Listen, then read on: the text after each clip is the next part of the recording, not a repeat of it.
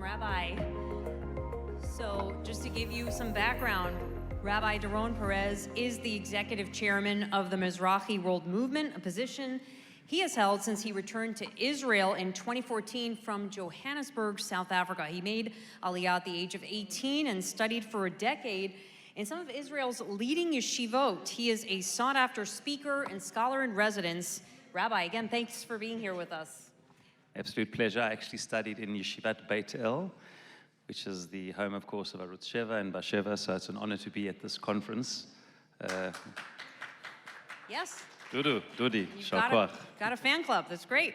So tell us, as the chairman of the Mizrachi World Movement, what is your mission? This is the 120th year. So I think it's an excellent question. Thank you for that. It is indeed the 120th year since the founding of Mizrachi. And I think the founding of Mizrachi explains exactly what the mission is today. You see, when Herzl founded the World Zionist movement, many religious Jews could not reconcile a national, secular, political movement with religious traditional ideology. And the founders of Mizrachi were Eastern European rabbis and religious Jews who felt that the national and religious side of Judaism, of Jewish identity, could be reconciled. There need not be a contradiction between the two. Judaism and Zionism can and should be connected. One need not be secular nationalism and religion, which is individual. The two can be connected. And for the last 120 years, the religious Zionist revolution has been exactly that, to bring Jewish values, religious values, spiritual values to the Zionist movement. L'chaber chiburim, to join together, that things should not be disjointed. And I just want to share a story. What I'm going to share with you now, Lisa, is so well known in Israel. It's almost an iconic story, but not as well known to English speakers.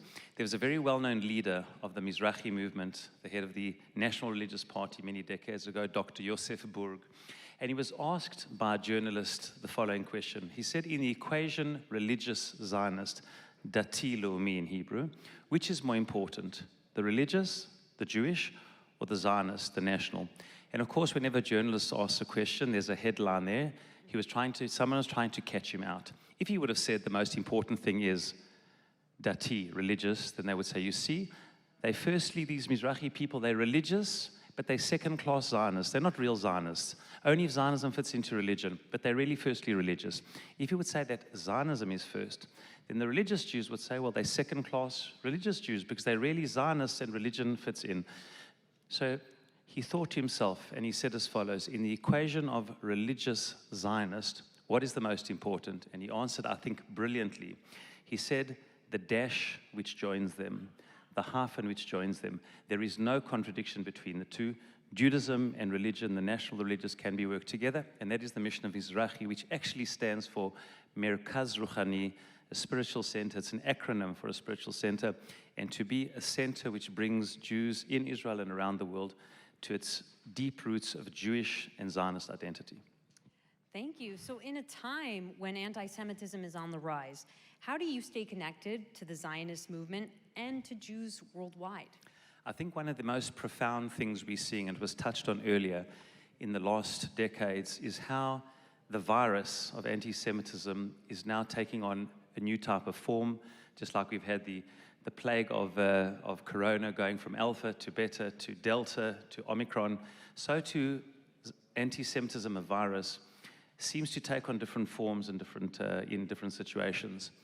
And in the last number of decades, we know that traditional anti-Semitism is now in the form of opposing Israel's sovereign rights, the Jewish people's sovereign rights to Israel. And I just want to share with you, I don't know if people here are aware, I came across a quote of the Vilna Gaon, the great Gaon of Vilna and the great rabbis of the last few hundred years.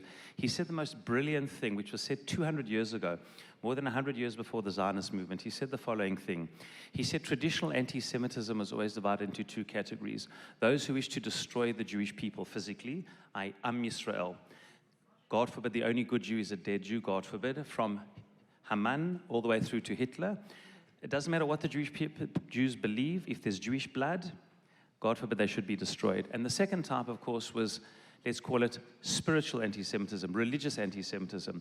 Jews are not allowed to keep their religion. If they want to live as Jews, they have to convert. They have to relinquish their religion. They're okay as a people, but not as a religious group. If they want to exist as Jews, they have to relinquish their belief in their God and in their value system. Those two we knew. But amazingly, the Vilna Gaon says, he said there's a third category, and that's he calls it the Philistine anti-Semitism. Those are his words. It's opposition to the Jewish people's sovereign rights to any part of the land of Israel. This was said 200 years ago. It's not only opposing the Jewish people, it's not only their existence, not only opposing their values, it's opposing Eretz Israel, their very desire to have sovereign control. I think that is our great challenge today. You cannot stand up in any campus anywhere. It was spoken earlier from people talking about anti-Semitism, traditional anti-Semitism. You cannot stand up today in any campus in the United States and say, Jews are bad, the Jewish people are terrible. But you can stand up almost anywhere and say, as it just happened, a friend of mine, Ed, was just telling me it happened in the law school of the New York University very recently, which was a student leader can stand up and say, Zionists are bad. You just take the word Jewish out and you make it a Zionist, and you can almost get away in any Western, even in the United Nations, in a campus in the United States. If you say Zionists are bad, Jewish sovereign control of the land of Israel is terrible, baby killers, land grabbers, that's fine.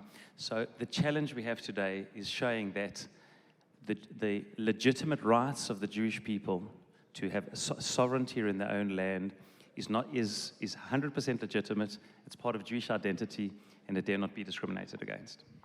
So the next question, and we only have 30 seconds, so let's see how you can summarize this one. Where do you see Israel in the next 70 years? I believe in the next 70 years, we have already 7 million Jews living in Israel. It's the highest, demographers say, in the history of the world. There have never been more than 7 million Jews living in Israel as there are today. Every Yom HaAtzmaut, the day of census, more than 7 million.